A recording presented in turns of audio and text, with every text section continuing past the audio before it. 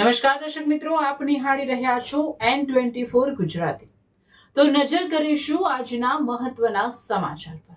જંબુસરના કાવી ગામમાં આવેલું અતિ પ્રાચીન કમલેશ્વર મહાદેવ મંદિર નિકાસ યુગનું કંકાવતી નગરી અને કાશી સમાન ધામ જંબુસર તાલુકામાં આવેલું કાવી ગામ ધાર્મિક અને પૌરાણિક દ્રષ્ટિએ ખૂબ જ મહત્વનું સ્થાન ધરાવે છે। પૌરાણિક કાળમાં કંકાવતી નગરી અને કપિલ ક્ષેત્ર તરીકે ઓળખાતા કાવી ગામમાં વિશાળ તળાવના કિનારે અતિ પ્રાચીન અને દિવ્ય કમલેશ્વર મહાદેવ મંદિર આવેલું છે। એવું માનવામાં આવે છે કે આ ધામ દર્શન અને ભક્તિની દ્રષ્ટિએ કાશી સમાન પુણ્ય પ્રદાન કરે છે।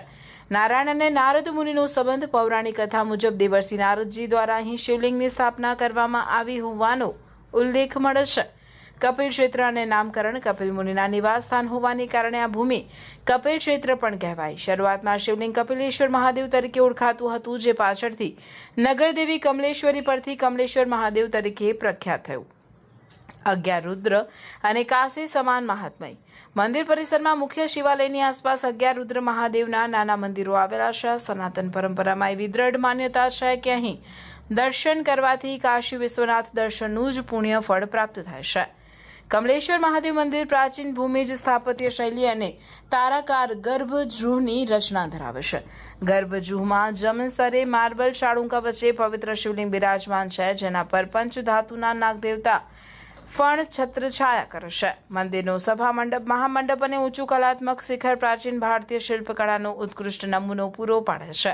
શ્રાવણ માસ, મહાશિવરાત્રિ અને પૂનમ અમાસ જેવા પવિત્ર દિવસોમાં અહીં હજારો ભક્તો મહાદેવના દર્શનાર્થે આવે છે। કાવી ગામનું આ કમલેશ્વર ધામ માત્ર શ્રદ્ધાનું કેન્દ્ર નથી, પરંતુ આપણી પ્રાચીન સંસ્કૃતિ અને ઇતિહાસનો જીવંત પુરાવો છે।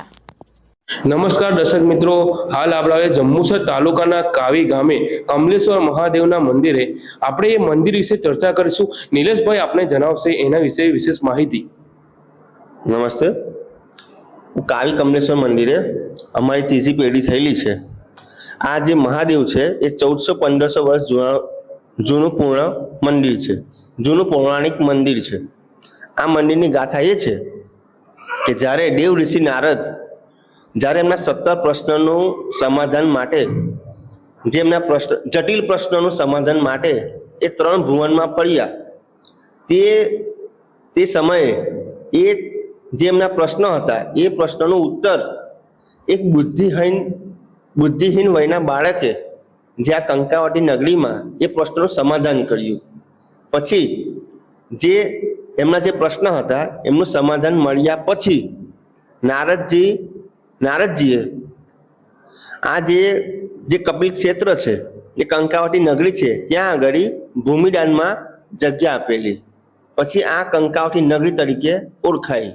બાકી પહેલા કપિલ ક્ષેત્ર હતું, એ ભૂમિદાનમાં જગ્યા આપ્યા પછી કંકાવટી નગરી તરીકે ઓળખાયું।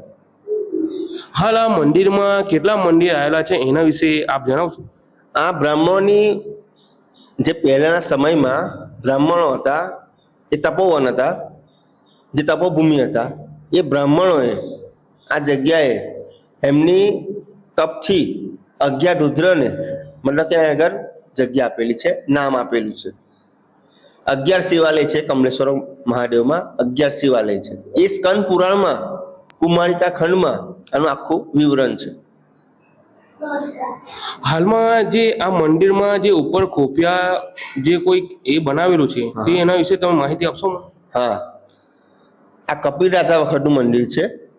આ મંદિરમાં રાજા મંદિરમાં સેવા કરવા આવેલો હોય ને બીજો રાજા આ રાજ્ય પર હુમલો કરે કે આ નગરી પર હુમલો કરે, તેમની સ્વરક્ષા માટે આ ગુપ્ત માર્ગ રાખેલો છે, જે ઉપર મંદિરના ટેરેસ પર દરવાજાની પાછળ રહીને ગુપ્ત માર્ગ રાખેલો છે, જે 200 માણસ સમાઈ શકે છે।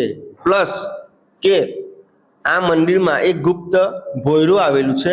એ ભોયરું આ મંદિરેથી બીજા દરિયાની સામી પર ખંભાત, જે પહેલા અહીં કંકાવટી નગરી હતી ત્યાં રૂપાવટી નગરી હતી, ત્યાં આગળ એ મંદિરે આ રસ્તો નીકળે છે। એ ખંભાત જવાનું ભોયરું તરીકે ઓળખાય છે। આ ભોયરું છે, વર્ષો પહેલા અહીંયાથી ખંભાત જ્યાં રૂપાવટી નગરી હતી, આ કંકાવટી નગરી ત્યાં રૂપાવટી નગરી હતી, ત્યાં આ જવાનો એક માર્ગ હતો। આ સ્કંદ પુરાણમાં વિવરણ છે। ખંભાત જવાતું હતું ને? હા, ખંભાત જવાતું હતું.